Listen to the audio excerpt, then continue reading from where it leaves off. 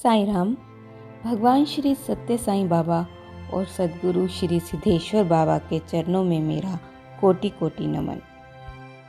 आज इस वीडियो में हम सद्गुरु श्री सिद्धेश्वर बाबा द्वारा बताई गई 7 आध्यात्मिक साधनाओं के बारे में बात करेंगे, जिनका अनुसरण आध्यात्मिक मार्ग पर प्रगति चाहने वाले प्रत्येक व्यक्ति को करना चाहिए।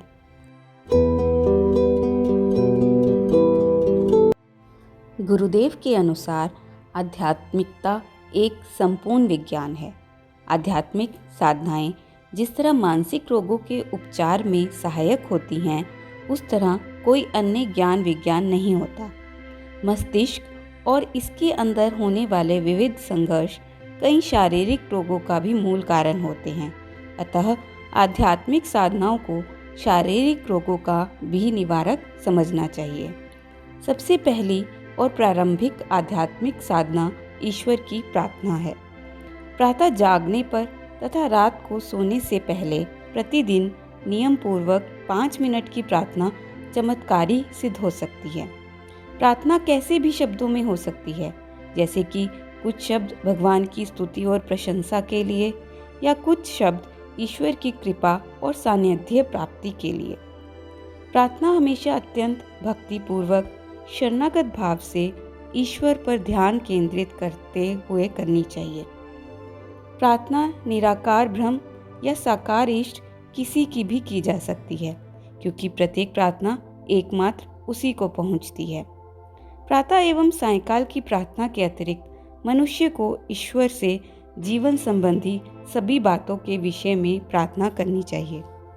जैसे कि यदि कोई रोगग्रस्त हो गया है तो उसे सर्वप्रथम आरोग्य के लिए भगवान से प्रार्थना करनी चाहिए और उसके बाद औषधि आदि उपचार करना चाहिए।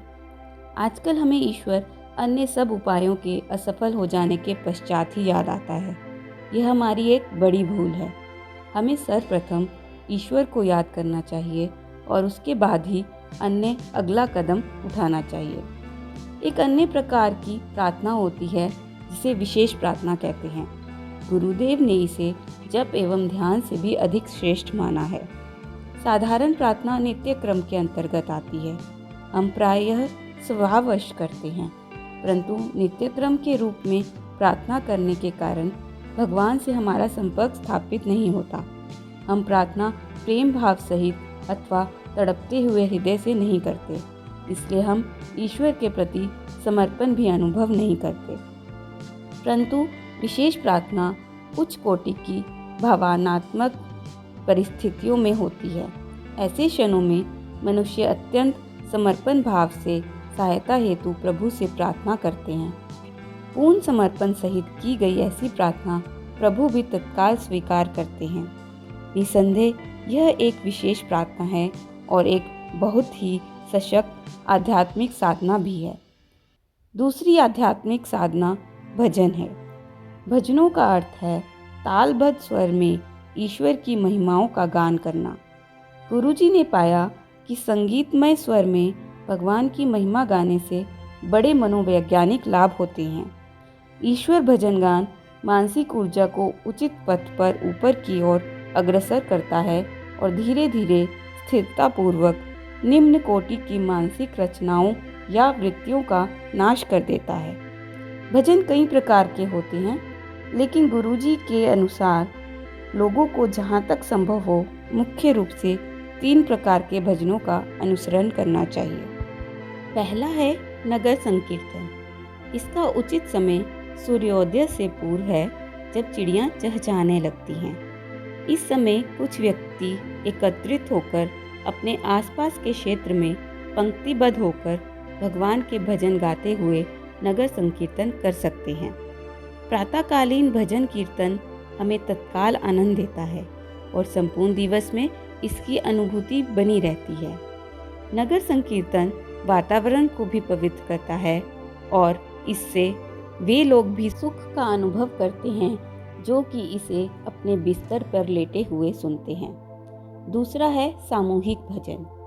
ये भजन बारी बारी से भिन्न भिन्न घरों में होने चाहिए, जिससे सभी परिवार भजनों की व्यवस्था में भागीदार बने और प्रभु कृपा के सामान्य रूप से अधिकारी बने। तीसरा प्रकार है एकल भजन। आध्यात्मिकता का पथ वास्तव में व्यक्तिगत पथ है। पहले बताए गए दोनों तरह के भजनों के अतिरिक्त अपने पूजा घर में कुछ समय भगवान के साथ अकेले बैठना सबसे उत्तम है। चित्त को अशांति एवं अन्य आकर्षणों से बचाने के लिए खिड़कियां और द्वार बंद कर लो। भगवान के आगे रो और अति पवित्र हृदय से कुछ भजन गाओ। उसे सच्चे मन से याद करो और उसका गुणगान करते हुए उसके प्रेम में तल्लीन हो जाओ। अत्यंत समर्पण भाव से भजन गाओ। एक बार हम जब इस तरह से भजन करना आरंभ कर देते हैं तो निसंदेह हम आध्यात्मिकता की ओर एक पग आगे बढ़ जाते हैं। तीसरी आध्यात्मिक साधना नाम स्मरण है, जिसे कलियुग में अत्यंत प्रभावी माना गया है। नाम स्मरण का अर्थ है यथासंभव एवं यथाशक्ति ईश्वर का नाम प्रत्येक दिन पुनः पुनः लेना। आप राम राम राम या हरि हरि हरि या साईं राम साईं राम साईं राम या अन्य कोई भगवान का नाम भी ले सकते हैं। नाम स्मरण को वह स्वर्णिम कुंजी कहा गया है जो स्वर्ग के द्वार खोल सकती है। भगवान श्री सत्य साईं बाबा ने कहा है कि मैं तुम्हें एक उपाय बताऊंगा जो तुम्हें मन वांछित शांति एवं संतोष देगा। वह है नाम स्मरण। नाम स्मरण एक ऐसा वज्रपात है जो मानसिक वृत्तियों की विपुल चट्टानों को पीसकर जीव को मुक्त कर सकता है। चौथी आध्यात्मिक साधना जप है। जप किसी भी मंत्र की पुनरावृत्ति को कहते हैं। परम प्रभावी आध्यात्मिक शब्दों की निरंतर पुनरावृत्ति अहंकार की कठोरतम दीवारों को ढहा देती है। जप मस्तिष्क को निर्मल करता है, पवित्र करता है और इसका उत्थान करके इसे ईश्वर साक्षात्कार के योग्य बनाता है। जप किसी भी समय किया जा सकता है। इसे सैर करते समय, चलते या टहलते समय भी कर सकते हैं। अधिकतर आध्यात्मिक साधनाओं का संबंध ध्वनि एवं ध्यान से है। जप में भी इन दोनों का समन्वय करना उचित है। भगवान श्री सत्य साईं बाबा ने कहा है, ध्यान द्वारा ज्ञान तथा जप द्वारा भक्ति मिलती है और दोनों के द्वारा हम अपने हृदय से अहंकार को धो सकते हैं। पांचवी बहुत ही महत्वपूर्ण आध्यात्मिक साधना है निष्काम सेवा, अर्थात सेवा के बदले में किसी भी चीज़ की इच्छा न किए बिना की जाने वाली सेवा। विभिन्न आध्यात्मिक साधनाओं में निष्काम सेवा को परम उत्कृष्ट स्थान दिया गया है। आज सभ्य आधुनिक व्यक्ति के जीवन की स्थिति कुछ ऐसी हो गई है कि वह बिना प्रतिकार या फल की भावना के किसी अन्य के लिए कुछ करने की सोच भी नहीं सकता। इसलिए आज के समय में प्रत्येक व्यक्ति के लिए निष्काम सेवा करना और भी अधिक महत्वपूर्ण हो गया है, क्योंकि निष्काम सेवा से धीरे धीरे स्थिरतापूर्वक समर्पण की भावना जागृत हो जाती है, जो अपने आप में एक बड़ा लाभ है। छठी आध्यात्मिक साधना है ईश्वर की महिमाओं का बखान करना। यह एक अत्यंत महत्वपूर्ण आध्यात्मिक साधना है जो कि शीघ्र प्रभावकारी होती है। ईश्वर आनंद स्वरूप है। उसकी महिमाओं का गुणगान हमें तत्काल उससे जोड़ देता है। यह जोड़ हमारे अंदर आनंद और यदा कदा समाधि की स्थिति भी पैदा कर देता है, जिसमें हम अपने लौकिक अस्तित्व के प्रति पूर्णतः अचेतन हो जाते हैं, परंतु ईश्वर की विद्यमानता के प्रति पूर्णतः चेतन रहते हैं। निसंदेह यह न्यूनतम समय में अधिकतम आध्यात्मिक लाभ प्राप्त करने का सर्वाधिक सरल मार्ग है।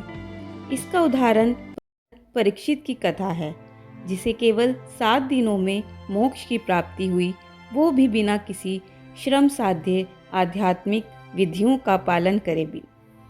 सप्तम एवं सर्वाधिक महत्वपूर्ण आध्यात्मिक साधना ध्यान है। यह ईश्वर के दर्शन भी प्रदान कर सकती है, जिसके परिणाम स्वरूप आत्मज्ञान अथवा ब्रह्म ज्ञान प्राप्त हो सकता है। ध्यान करने की अनेक विधियां हैं। जो विधि गुरुदेव ने अपनाई थी उसका विवरण विस्तार पूर्वक साइको एनालिसिस एंड मेडिटेशन भाग 1 नामक पुस्तक में किया गया है। इन विषयों पर और अधिक जानकारी प्राप्त करने के लिए आप गुरुजी की द्वारा लिखी गई पुस्तकें जैसे कि साइको एनालिसिस एंड मेडिटेशन, ज्ञान नेत्र एवं कुंडलिनी, साधना पथ, ध्यान पथ इत्यादि पढ़ सकते हैं। जय साईं राम।